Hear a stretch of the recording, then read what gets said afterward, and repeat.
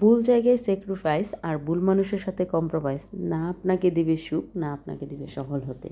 এরকম আমাদের সমাজে অনেক মানুষই আছে, কেউ একটু ভালো কিছু পারলে তাকে সামনে যেতে দেয় না, বরঞ্চ তার ভুলটাই বেশি করে দেখে। তবে যাই হোক, আমাকে সমাজের কে কী বললো আমি ওইটার দিকে কান না দিলাম, চোখ না দিয়া আমি কোন দিকে হাঁটতে যাচ্ছি, আমি আমার ওই লক্ষ্যে হেঁটে গেলেই সর্বোত্তম। আর অনেকের ক্ষেত্রেই জীবন শুরুটা হয়ে যায় অনেকটুকু বোঝার আগেই। যেহেতু একটা মেয়ের জীবনের বিয়ে হয়ে যায় 15 থেকে 20 বছর বয়সের ভিতরে, তো তখন মানুষের বয়সটা অনেকটা হলেও মানুষ অনেক কিছুই সংসার বা বাস্তবতা বুঝতেই পারে না। আর একটা জীবন মানুষ নিজের সম্পর্কে জানতে গেলে 30 বছর পার হয়ে যায়। 30 বছর পরে গিয়ে হয়তো মানুষ অনেকটাই বুঝতে পারে নিজের জীবন সম্পর্কে। তখন মানুষ বুঝলেও অনেকটা পথ পাড়ি দিয়ে এসে পড়ে ভুল ঠিকানায়। তো তখন আর কোনো মেয়েদেরই কাছে অপশন থাকে না, না থাকে পিছনে যাওয়ার অপশন, না থাকে সামনে এগিয়ে যাওয়ার অপশন। তো ওই অবস্থান থেকেই কিছুটা মেনে নিয়ে, কিছুটা মানিয়ে নিয়ে, কিছুটা মুখ বুজে তারা সংসারটাকেই তখন প্রাধান্য দেয়। কিন্তু এমনও মেয়ে আছে, হাজারো ইচ্ছা বা মনের যেই না বলা কথাগুলো আছে সবগুলো বোবা কান্নার মাঝে চাপা দিয়ে তারা জীবন সংসার সাজিয়ে নেয়, গুছিয়ে নেয়, সংসারটা টেনে নিয়ে যায়। এরকম আমি একার জন্যই বলছি না, অনেকেই হয়তো বা আছে যারা মনের ভাষাগুলো বলার মতো কোনো মানুষকেই খুঁজে পায় না।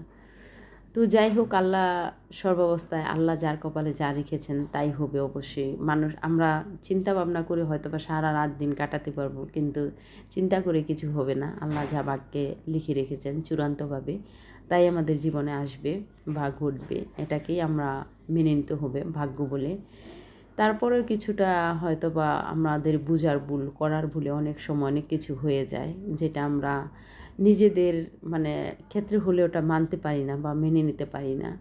কটাক্ষ করে অনেকে অনেক কথা বলে, ওগুলো কান না দেয় বলো। তবে সংসার জীবনটা অনেক কঠিন সবার ক্ষেত্রেই।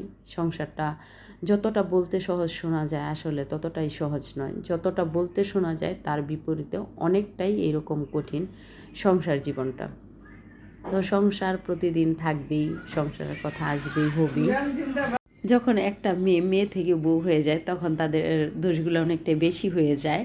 আর বিশেষ করে যদিও তারা মাঝে মাঝে কথা বলে ফেলে, তখন তাদের এই মুখের কথাটা শুধু শব্দ না ধরে এটা আমরা মেনে নিতে পারি যে তার মানে ভিতরে জমে থাকার যেই বোবা কষ্ট বা চাপা কান্নাটা ছিল, এটার প্রতিধ্বনি ছাড়া আর কিছুই না এখন যে কথাটা বের হয়েছে। তো সংসার জীবনে নতুন নতুন আসলে কোনো কিছুই হাতে পাওয়া যায় না, বা পাওয়ার চেষ্টা করাটাও ভালো না। যারা অনেক দ্রুত এটা করতে চায় তাদের বেলায় এটা অনেকটাই একটু খারাপের দিকে চলে যায়। তো এটা না করে সময় পরিবর্তনশীল, সময়ের সাথে সাথে মানুষের অনেক কিছু পরিবর্তন হয়। আমি যখন বলছিলাম হয়তো বা এখন আমার যেরকম আমি সংসার চলতেছি বা করতেছি, প্রথম অবস্থায় হয়তো বা এরকম ছিল না, বা এখন যে এরকম যতটুকু করতে পারি এটা কারো এখন বলে দিতে হয় না। সময়ের সাথে সাথে এটা এমনিতেই নিজের অধিকার হোক, নিজের কাজ হোক, নিজের কাজ এমনিতেই চলে আসে। তো এখন আলহামদুলিল্লাহ আগের চাইতেও অনেক ভালো আছি। সবার জীবনে এরকম ভালোটাই থাকুক। তো আমরা যারা মেয়ে আছি আমরা চেষ্টা করব, যারা শ্বশুরবাড়িতে থাকি বা যাই, আমরা যেন ভালোভাবে সুস্থভাবে শাশুড়ির সাথে বা যারা যারা আছে তাদের সাথে মিলেমিশে চলি। আমরা যদি ওদেরকে ভালোটা দিই, অবশ্যই শ্বশুরবাড়ির লোকেরা আমাদেরকে ভালোটা হয়তো বা প্রথম প্রথম দিতে না চাইলে, মানুষ অভ্যাসের দাস একটা কথা বলে, অভ্যস্ত হয়ে যায় একটা পরিবেশে। একদিনে একটা সিস্টেম পাল্টানো যায় না, এটা সময় নিয়ে সিস্টেম পরিবর্তন করা লাগে। তো যাই হোক, আমরা আমাদের মতো চলি। তবে যৌথ ফ্যামিলিতে যেহেতু আমি বড় হয়েছি আর যৌথ ফ্যামিলির বউ হয়েছি, তো এটা আমি বুঝি সব ফ্যামিলিগুলোতে প্যারাটা একটু বেশি। তবে মানিয়ে নিতে পারলে আলহামদুলিল্লাহ অনেক ভালো, একসাথে চলাফেরা করার মজাটাই আলাদা। বা এটার যে একটা শান্তি একটা যৌথ ফ্যামিলির, এটা হয়তো বা একক পরিবারে পাওয়া যায় না। যেমন খাওয়াতে শান্তি নেই, চলাফেরায় শান্তি নেই, কিন্তু যৌথ ফ্যামিলিতে খাবার দাবার বলেন যাই বলেন খুবই মজা হয়, দেখা দেখি খাওয়া হয়ে যায়। আর আমরা তো সবাই পৃথিবীতে আসছি সুখ, আনন্দ, মজা মাস্তি এগুলোই করার জন্য।